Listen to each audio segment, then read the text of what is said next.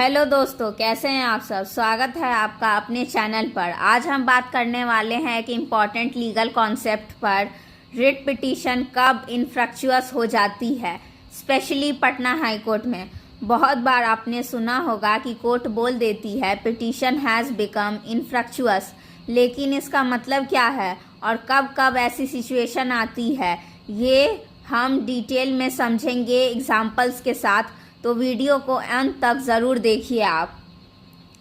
Meaning of इनफ्रक्चुअस, सबसे पहले basic समझिए। इनफ्रक्चुअस का मतलब होता है फ्रूटलेस या फ्रूटाइल, यानी कि जो रिलीफ पिटिशनर चाहता था अब उस रिलीफ का कोई मतलब या रेलिवेंस नहीं बचा।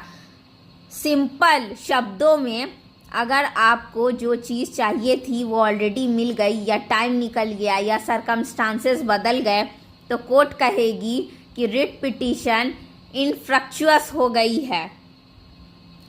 सिचुएशन, कब रिट पिटीशन इनफ्रक्चुअस हो जाती है। पहला है relief already granted, issue resolve. सबसे कॉमन सिचुएशन ये होती है कि जो रिलीफ आप मांग रहे हैं वो अथॉरिटी ऑलरेडी दे देती है। एग्जाम्पल, सैलरी रिलीज के लिए रिट फाइल किया लेकिन हियरिंग के पहले ही सैलरी रिलीज हो गई। कोर्ट बोलेगी अब पिटीशन इनफ्रक्चुअस है। दूसरा है पैसेज ऑफ टाइम। अगर रिट एक टाइम बाउंड मैनर के लिए फाइल हुआ था, जैसे exam matter, election matter, tender या कॉन्ट्रैक्ट, और वो इवेंट हो चुका है, तो केस इनफ्रक्चुअस हो जाता है। एग्जाम्पल, एग्ज़ाम कैंसिलेशन चैलेंज किया था लेकिन एग्ज़ाम ऑलरेडी दोबारा हो गया। तीसरा है change in law and policy. कई बार जो ऑर्डर या नोटिफिकेशन चैलेंज किया गया था उसको गवर्नमेंट नया ऑर्डर से रिप्लेस कर देती है। अब ओल्ड ऑर्डर पे डिसीजन लेने का फ़ायदा ही नहीं।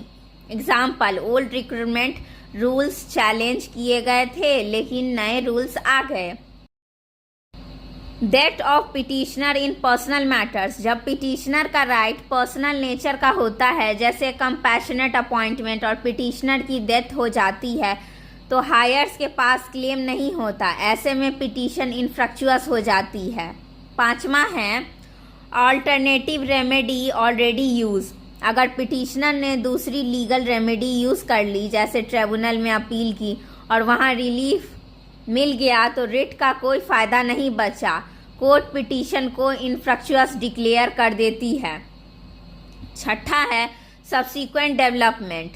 कई बार सरकमस्टांसेस बदल जाते हैं। एग्जाम्पल, ट्रांसफ़र ऑर्डर चैलेंज किया लेकिन पिटिशनर ने ऑलरेडी ट्रांसफ़र ज्वाइन कर लिया या रिटायर हो गया। अब कोर्ट का ऑर्डर देना वेस्ट हो जाएगा। ये भी इनफ्रक्चुअस सिचुएशन है। अब आप सोच रहे होंगे कोर्ट ऐसे केस में लिखती क्या है। हाई कोर्ट जनरली ये लाइन लिख कर डिस्पोज कर देती है, इन view of the subsequent developments the writ petition has become infructuous and is disposed of accordingly। इसका मतलब ये होता है कि अब कोर्ट के सामने मैटर का कोई पॉइंट ही नहीं बचा, इसीलिए केस क्लोज हो गया। तो दोस्तों, आज हमने डिटेल में समझा कि हाई कोर्ट में रिट पिटीशन कब इनफ्रक्चुअस हो जाती है। याद रखिए, कोर्ट का काम सिर्फ तब तक है जब तक रिलीफ देना पॉसिबल और रेलिवेंट है। अगर सरकमस्टांसेस बदल जाते हैं तो केस इनफ्रक्चुअस हो जाता है। अगर आपको वीडियो पसंद आया तो लाइक, शेयर और सब्सक्राइब जरूर करें। मिलते हैं अगले वीडियो में एक नए लीगल टॉपिक के साथ। धन्यवाद।